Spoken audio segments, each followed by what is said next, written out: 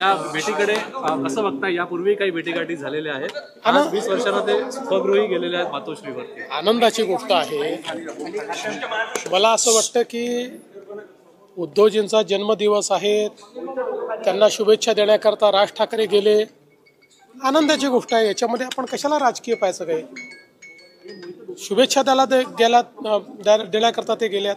आमच्या शुभेच्छा आहेत उद्धवजींना, सगळ्यांच्या शुभेच्छा. त्याला काय जन्मदिवसाच्या शुभेच्छा द्यायला जाणं याच्यामध्ये राजकारण पाहणं योग्य नाहीये. सुरुवातीपासून महाराष्ट्रातल्या मनातला घडेल असं बोललं जात होतं. अनेक लोक तर्क लावत आहेत. बघा, महाराष्ट्राच्या मनात काय आहे हे तुम्हाला विधानसभेच्या निवडणुकीत दिसलं, आणि महाराष्ट्राच्या मनात काय आहे हे तुम्हाला ज्या स्थानिक स्वराज्य संस्थाच्या निवडणुका आहेत त्यातही दिसेल. आता काही पक्षाच्या नेत्यांच्या मनात काय आहे ते महाराष्ट्रातल्या मनातलं आहे असं म्हणणं काही योग्य नाही आहे. फार मोठं स्टेटमेंट होईल ते. मिसाळ यांनी ज्या पद्धतीनं आरोप केला, आरोप नाही केला, पत्र लिहिलं, राज्यमंत्री ज्या पद्धतीने म्हणतायत, कॅबिनेट मंत्री राज्यमंत्र्यांमधला वाद उघडपणे बाहेर आलेला आहे. राज्यमंत्र्यांना अधिकार बहाल करण्यासंदर्भातही प्रश्न उपस्थित झाला आहे. पहिली गोष्ट तर मला असं वाटतं की अशा प्रकारे पत्र लिहून वाद तयार कोणी करू नये. मंत्र्यांनी आपापसात बोलावं, आणि मंत्र्यांना काही अडचणी असतील तर त्यांनी त्या मला येऊन सांगाव्यात. मग त्याच्यातल्या अडचणी आपल्याला दूर करता येतील. शेवटी मंत्री आणि राज्यमंत्री हे दोघंही एका शासनाचे भाग असतात. सगळे अधिकार हे मंत्र्यांकडे असतात. मंत्री जे अधिकार देतात ते राज्यमंत्र्यांचे अधिकार असतात. त्यामुळे मुळामध्ये याच्यामध्ये कुठलंही कन्फ्युजन नाही आहे. मात्र राज्यमंत्र्यांना बैठका घेण्याचा अधिकार नाही असं मानणंही चुकीचं आहे. राज्यमंत्र्यांना बैठका घेण्याचा पूर्ण अधिकार आहे.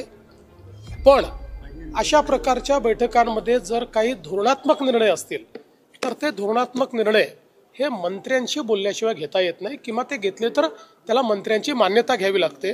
मला असं वाटतं की मंत्री आणि राज्यमंत्री असं दोघांनीही सामंजस्य दाखवलं पाहिजे, आणि काही अडचण असेल तर माझ्याशी बोललं पाहिजे. पुणे पोलिसांनी आज एक कारवाई केली आहे. त्याच्यामध्ये जे प्रांजल खिवडकर आहे त्यांना आणि त्यांच्या सहकार्यांना अटक करण्यात आली. ते अंमली पदार्थ किंवा असं रेव पार्टी. बघा, मी पण हे माध्यमातच पाहिलंय, कारण आपण स्वतः बघितलंय. मी सकाळपासून कार्यक्रमांमध्ये आहे, तेव्हा मला त्याचं ॲक्च्युअल ब्रीफिंग काही अजून घेता आलेलं नाही. पण जे माध्यमात दिसलंय त्याच्यामध्ये पोलिसांनी एक रेव पार्टी बस्ट केलेली आहे. त्याच्यामध्ये काही लोक सापडलेले आहेत, त्याच्यामध्ये काही ड्रग्ज वगैरे सापडलेले आहेत. आता मी पूर्ण याचं ब्रीफिंग ज्यावेळेस घेईल त्यावर याच्यावर बोलू शकेल. पण प्राथमिकदृष्ट्या अशा प्रकारचा गुन्हा घडलेला त्या ठिकाणी दिसतोय. महामेट्रोमध्ये तुम्ही आला आहात. महामेट्रो संदर्भात काय निर्णय झाला? न्यू मेट्रो असेल किंवा आणखी काही न्यू मेट्रो जे आहेत, न्यू जनरेशन मेट्रो संदर्भात काय झालं? चला, मला या गोष्टीचा आनंद आहे की तुम्ही शेवटी महत्वाचा प्रश्न मला विचारला. जो खरा जनहिताचा प्रश्न आहे तो शेवटी का होईना या ठिकाणी तुम्ही विचारला, त्याबद्दल तुमचे आभारही मानतो आणि तुमचं अभिनंदनही करतो. आज माननीय केंद्रीय मंत्री गडकरी साहेब, इथले पालकमंत्री बावनकुळेजी, सर्व सन्माननीय आमदार खासदार यांच्या उपस्थितीमध्ये नागपूर जिल्ह्याचा जो कॉम्प्रिहेन्सिव्ह मोबिलिटी प्लॅन आहे तो आमच्यासमोर प्रेझेंट करण्यात आला. आपण राईट्स या ऑर्गनायझेशनला नागपूर जिल्ह्याचा पूर्ण कॉम्प्रिहेन्सिव्ह मोबिलिटी प्लॅन तयार करायला दिला होता, ज्यात एक्झिस्टिंग नागपूर शहर आणि नागपूर जिल्हा, इथले ग्रोथ सेंटर्स, या ठिकाणी भविष्यात निर्माण होणारे ग्रोथ सेंटर्स, याची मोबिलिटीची संपूर्ण व्यवस्था या प्लॅनच्या माध्यमातून होणार आहे.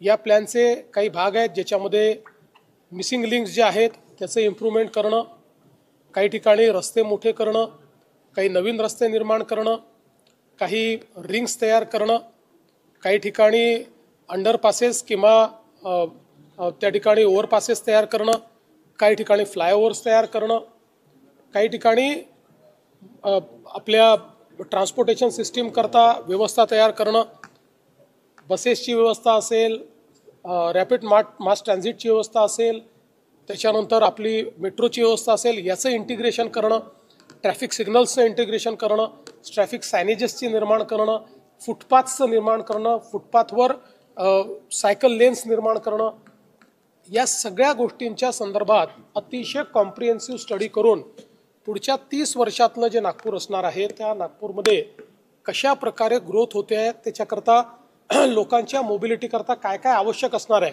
असा खूप कॉम्प्रिहेन्सिव्ह प्लॅन या ठिकाणी तयार झालेला आहे. हा प्लॅन आता आमच्यासमोर प्रेझेंट करण्यात आलेला आहे. आता हा प्लॅन जनतेकरता त्या ठिकाणी खुला केला जाईल. त्यांचे सजेशन्स घेतले जातील. लोकप्रतिनिधींनाही सांगितलं आहे की त्यांनीही आपले सजेशन्स काय असतील तर ते लेखी द्यावे. त्यानंतर हा प्लॅन मंजूर करण्यात येईल आणि मंजूर करताना मग याचं एक फायनान्शियल मॉडेल आम्ही तयार करू की ज्याच्यामध्ये 3 फेजेसमध्ये, हा काही 5 वर्षात इम्प्लिमेंट होण्याचा प्लॅन नाही आहे, हा 3 फेजेसमध्ये प्लॅन इम्प्लिमेंट होईल. त्यातलं फर्स्ट फेज हा 5 वर्षामध्ये आपल्याला इम्प्लिमेंट करायचा आहे. त्या दृष्टीने त्याचं एक फायनान्शियल मॉडेल आम्ही तयार करू आणि मग नागपूर आणि जे नागपूर मेट्रोपॉलिटन रिजन आहे किंवा जिल्ह्याचा जो भाग आहे या सगळ्याचा एकात्मिक विकास या मोबिलिटी प्लॅनच्या माध्यमातून केला जाईल. मेट्रो एकेकाळी म्हटलं जात होतं नागपुरात गरजेची नाही, मात्र 10 कोटी प्रवाशांचा टप्पा मेट्रोने 6.5 वर्षात पार केला. मला अतिशय आनंद आहे की नागपूरकरांनी केवळ मेट्रो स्वीकारलीच नाही तर चांगल्या प्रकारे मेट्रोचा वापर सुरू केलेला आहे. आणि आता जे मेट्रोचे नवीन कॉरिडॉर आपण करतोय या कॉरिडॉरमुळे मेट्रोची रायडरशिप दुप्पट होणार आहे. कारण हे असे कॉरिडॉर आहेत की जे आपले ग्रोथ सेंटर्स आहेत, ज्याला आपण एक प्रकारे नागपूरचा सबर्बन एरिया म्हणू शकतो, तो जोडला गेल्याबरोबर इथली रायडरशिप मोठी होणार आहे. आज हाही विचार झाला की रायडरशिप अजून वाढवण्याकरता आपल्या बस सिस्टीमचं आणि मेट्रोचं एक सिम्युलेशन करून किंवा एक त्याच्यामध्ये इंटिग्रेशन करून आणि त्यातनं बस सिस्टीमला मेट्रोचं फीडर म्हणून जर वापरलं आणि काही रूट्स जे महत्त्वाचे आहेत याच्यावर मेट्रो आणि बस सिस्टीमचं अशा प्रकारचं इंटिग्रेशन केलं की दर 5 ते 10 मिनिटाला लोकांना ट्रान्सपोर्ट उपलब्ध असेल तर रायडरशिप मेनीफोल्ड वाढू शकते, मोठ्या प्रमाणात वाढू शकते. त्याही संदर्भात आज चर्चा झालेली है. कक्षा 3 से लेकर 12वीं तक मिशन सिंदूर को लेकर एक मॉडल तैयार किया जा रहा है, क्या कैसे देखते हैं इसको आप, जिसमें देखिए बहुत अच्छी बात है. मिशन सिंदूर ये केवल एक मिशन नहीं है. देश को आत्मनिर्भर बनाने वाला, देश को स्वाभिमानी बनाने वाला और देश की रक्षा को पुख्ता बनाने वाला ये मिशन रहा है. इसके कई लर्निंग्स भी हैं. इससे भारत की कैपेबिलिटी भी दुनिया को दिखी है. इसलिए इसको अगर हम लोग और आगे ले जाए अलग अलग प्रकार से तो बहुत अच्छा है. राजपुरोहित